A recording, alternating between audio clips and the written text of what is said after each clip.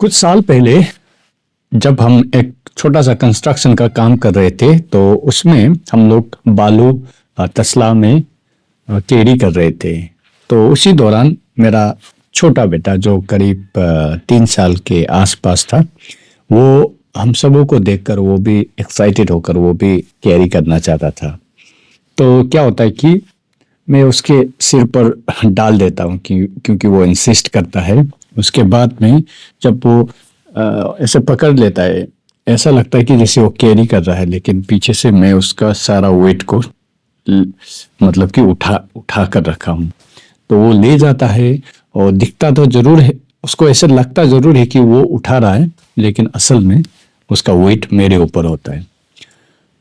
तो ये बात जो है हमारे जीवन पर भी लागू होता है। हम मसीही के जीवन में भी हमें कई बार लगता है जो हमारा हालात, परिस्थिति, जो बुरा दौर है, बुरा समय है, हम लोग जो ऐसे बीमारी, ऐसे तकलीफ, ऐसे तंगाली, उधारी, रिश्ते नातों में जो उलझन, कॉन्फ्लिक्ट्स, ये सब को जब हम लेकर जा रहे हैं, ये सब का वेट जो इतना होता है कि लगता है कि हमें क्रश कर देगा, मतलब हमें उसका बोझ तले दबा देगा, वो प्रेशर, वो स्ट्रेस।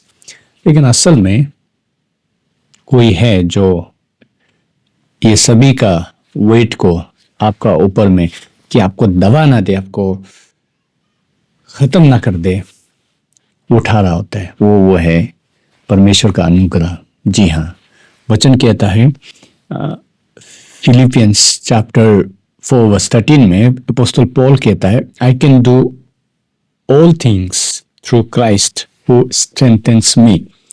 अपोस्टल पॉल यहाँ पर कह रहा है कि मैं सब कुछ कर सकता हूँ प्रभु यीशु मसीह के द्वारा जो मुझे ताकत देते हैं। उनका अनुग्रह जो हमारा ताकत है। पॉल का जब हम हालात देखते हैं तो वहां में वो बहुत सारे बातों का वर्णन करता है। एक्चुअली वो प्रिजन में है, यानी कि जेल में है। जब ये पत्र वो फिलिपिन मंडलियों से को लिखा, उन्हें एड्रेस किया, उसका धन्यवाद कृतज्ञता को व्यक्त करते हुए और अपनी परिस्थिति को भी बताते हुए। He is in Roman prison, और साथ में ये भी बताता है कि वो भुखमरी, वो कंगाली, या ये सब के विपरीत भी हर एक वो परिस्थिति से होकर जा रहा है। एक जेल के बाद में दूसरा जेल, एक परसिक्यूशन के बाद में दूसरा परसिक्यूशन, एक सताव के बाद में दूसरा सताव, लोग उन्हें मार रहे हैं, लोग उन्हें एक्सकम्युनिकेट कर रहे हैं, अधमरा छोड़ रहे हैं, भूखमरी, सिपरेक, ये सब ग्राइंडिंग एक्सपीरियंस से होकर वो जा रहे थे। फिर भी उन्होंने हार नहीं माना। द रीजन, परमेश्वर का अनुग्रह उनके ऊपर में था। जैसा वचन कहता है, मेरा अनुग्रह तेरे लिए काफी है, पौल से प्रभु ने कहा। और वो अनुग्रह जो है हमारा बोझ को, यानी कि असल में देखने से तो बहुत ही बुरा है समय, लेकिन भी हम खुश होते हैं, लेकिन भी हम मुस्कुरा सकते हैं, लेकिन भी हमें हमारे अंदर में आशा और उम्मीद ये सभी बना रहता है। क्यों? क्योंकि वेट हम जरूर अपने ऊपर कैरी कर रहे हैं जैसे दिखता है, लेकिन असल में प्रभु जो ग्रेटर वेट को वो हमारे लिए उठा देते हैं, यानी कि वो हमें हल्का बना देते हैं। So do not give up.